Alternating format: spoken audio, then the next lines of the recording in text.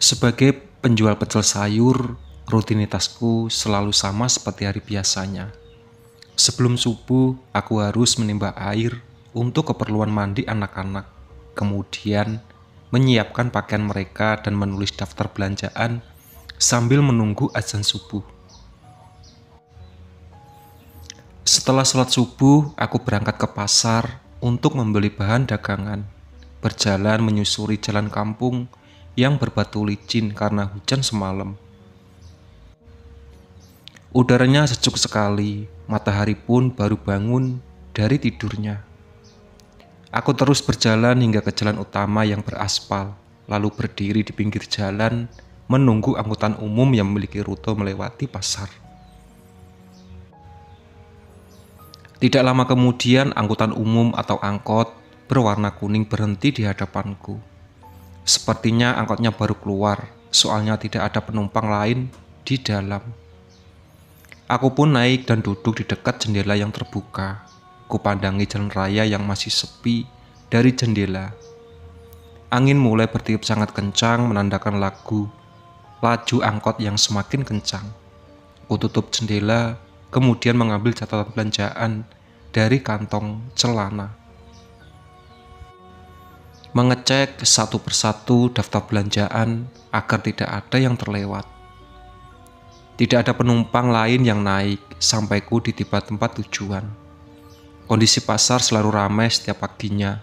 Aku berjalan menuju penjual sayur langganan serta membeli bahan-bahan untuk membuat sambal kacang dan bakwan. Setelah itu, langsung pulang ke rumah. Pukul 6 pagi, aku sudah kembali ke rumah. Kedua anakku sudah bersiap-siap berangkat ke sekolah. Anak pertamaku Raihan duduk di kelas 3 SMP, sedangkan anak kedua Abdul baru kelas 4 SD. Aku memberikan sepotong roti dan segelas susu untuk sarapan, lalu memberikan uang jajan walaupun jumlahnya tidak besar, tapi mereka sama sekali tidak pernah protes. Aku pergi ke dapur untuk mempersiapkan dagangan, mulai dari merebus sayuran, menggoreng kacang, dan membuat adonan bakwan. Sebelum berangkat, anak-anak menghampiriku di dapur, lalu mereka mencium tanganku. Entah kenapa, hari ini aku ingin memeluk mereka. Kupeluk mereka satu persatu, nampak sekali wajah mereka heran dengan tingkahku ini. Lalu mengantar mereka sampai ke depan pintu. Mereka pun pergi berjalan menjauh dari rumah. Mataku terus tertuju pada mereka sampai hilang dari pandangan. Aku duduk di teras dengan pikiran menerawang jauh, membayangkan masa depan anak-anakku.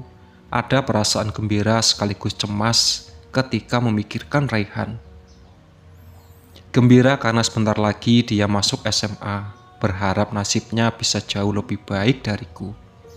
Cemas tentang biaya sekolah nanti, walaupun ada yang bilang biaya masuknya sudah gratis. Semenjak kepergian suamiku, setelah lebih dulu menghadap Allah, aku berusaha banting tulang untuk memenuhi semua kebutuhan anakku. Setiap hari harus berjualan pecel keliling dari kampung ke kampung. Tak terasa butiran hangat mulai jatuh dari sudut mataku, mengingat perjuangan selama ini. Ku usap air mata, lalu kembali ke dapur. Aku mulai berjualan, mengelilingi kampung. Beberapa orang sudah setia menunggu kehadiranku setiap paginya. Aku terus berjalan menjajakan dagangan sampai di perbatasan kampung, sebuah jalan raya yang lumayan besar. "Mbak Sri, pecel dong," panggil seseorang pelangganku dari seberang jalan. "Iya mas," saatku sambil menyeberang jalan. Ketika aku menyeberang, tiba-tiba ada motor yang melaju sangat kencang. "Mbak, awas!" Terdengar suara teriakan seorang memperingatkanku. Sayang, semua sudah terlambat. Tubuh mungilku sudah melayang hingga mendarat di aspal jalan. Aku tergeletak, bersimbah darah.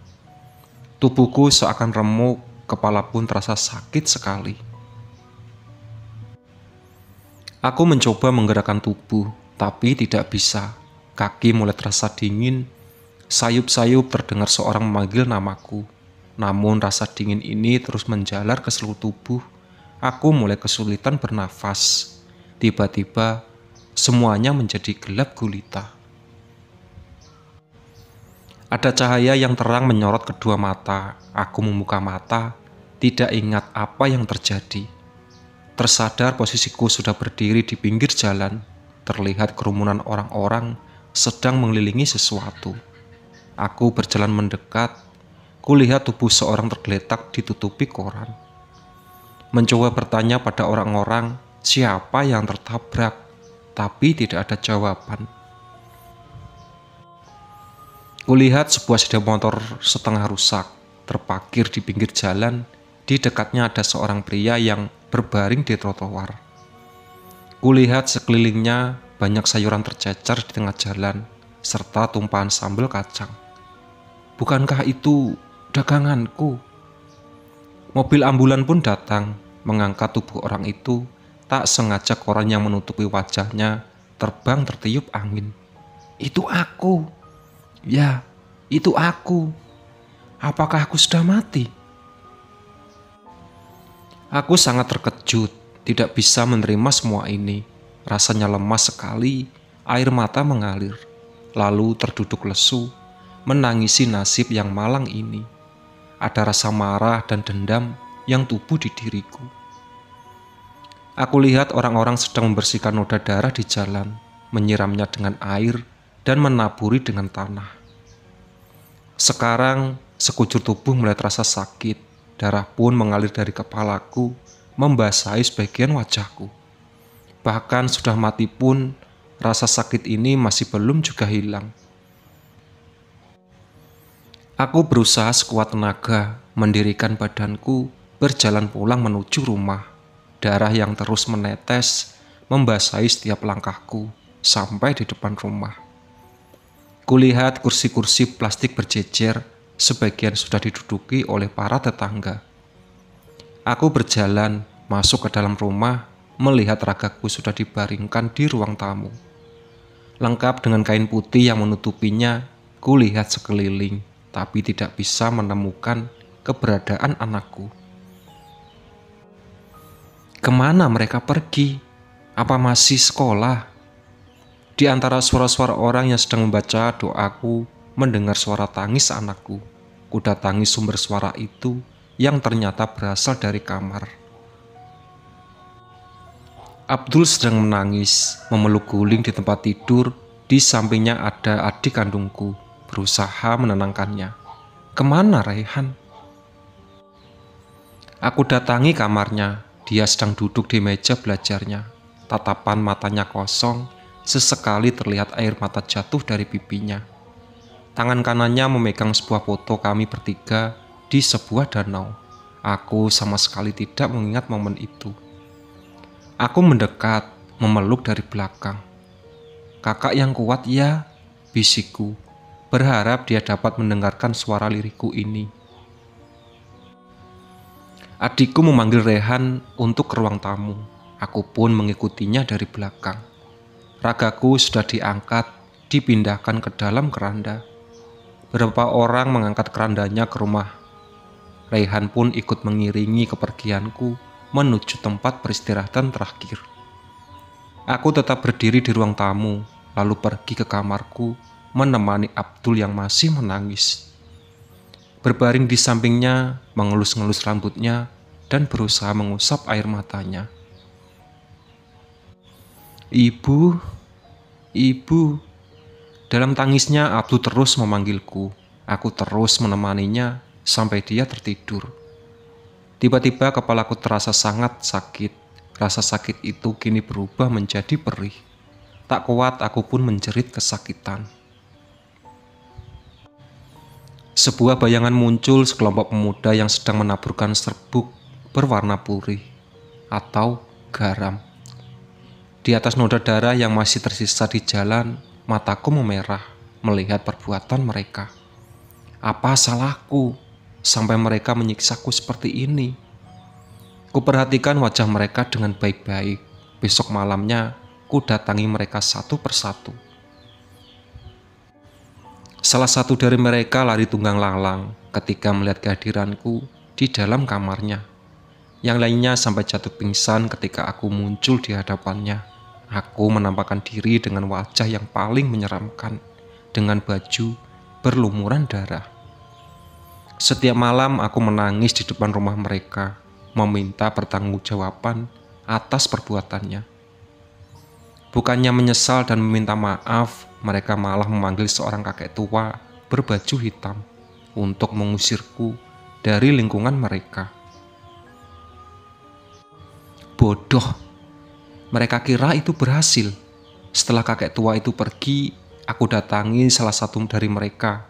Kududuki dia ketika tidur hingga kesulitan bernafas.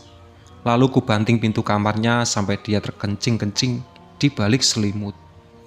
Lalu tertawa di dekat telinganya, rasanya puas sekali. Amarahku memuncak ketika mereka memanggil seorang berbaju putih, bukannya menolongku, orang itu malah menambah rasa sakitku. Badanku terasa sangat panas dengan doa-doa yang dia ucapkan.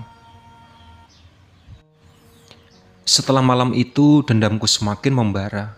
Kali ini tidak hanya pada pelaku yang menaburkan garam, tapi semua warga di kampung ini terkena imbasnya. Tengah malam kuketuk pintu rumah mereka satu persatu. Kadang aku hanya berdiri dekat jendela kamar yang terbuka. Aku hanya duduk diam saja di meja makan. Itu saja membuat mereka menjerit ketakutan. Rasa takut mereka itu membuatku semakin kuat. Kini aku bisa melempar perabotan dapur mereka. Aku juga bisa mendorong mereka hingga jatuh tersungkur. Orang-orang yang melewati tempat kecelakaan pun tidak luput dari terorku. Aku sering berdiri dan menangis di sana, sehingga membuat orang-orang takut melewati jalan itu, sampai aku bertemu kamu.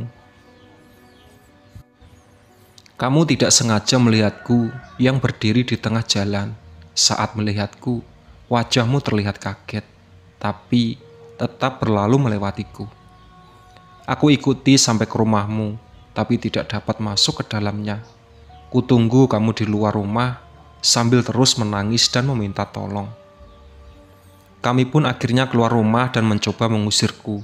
Namun aku tidak pergi kemana-mana sampai kamu mau nolongku atau sekedar mendengar keluh kesahku. Aku pun menyerah, lalu mengizinkanku masuk ke dalam kamar. Pada saat itulah aku menceritakan semua cerita ini, berharap kamu bisa menolongku.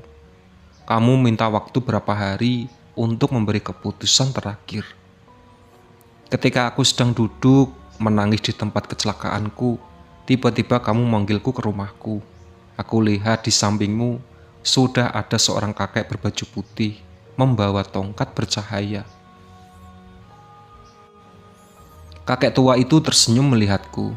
Saya bisa menyembuhkan lukamu, tapi dengan satu syarat, ucap kakek itu. Apa syaratnya, kek? Tanyaku. Berhentilah menakut-nakuti warga. Mereka sudah jahat, kek. Apa salahku sampai mereka berbuat seperti ini? Kamu harus memaafkan mereka. Lalu bagaimana dengan orang yang menabrakku? Apakah kamu tahu atau ingat dengannya?